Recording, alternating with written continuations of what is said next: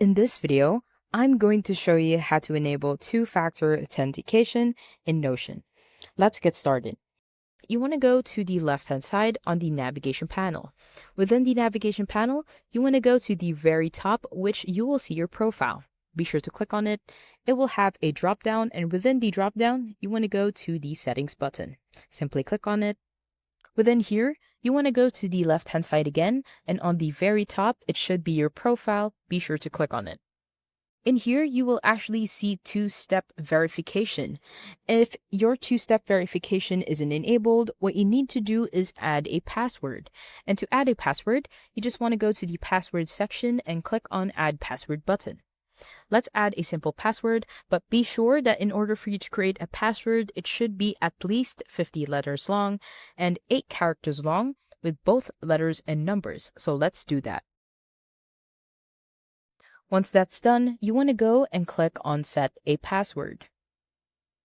Once your password has been set, it will automatically say that your password has been set. And with that, two-step verification is now unlocked. What you want to do is you just want to click on Add Verification Method.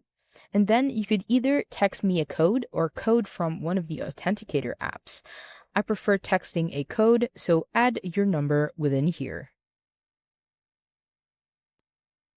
Once that's done, it will actually send a verification number to your specific number. Let's just add my code in here. Once that's done, you want to click on Verify Code. Once that's done, you will actually see or save your backup codes.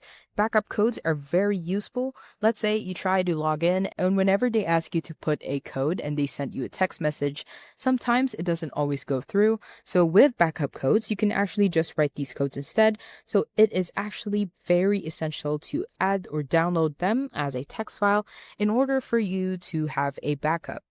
Now, you can only use these codes once, and each line is a specific code itself. So in total, you will only have about 6 codes before you will need a new one.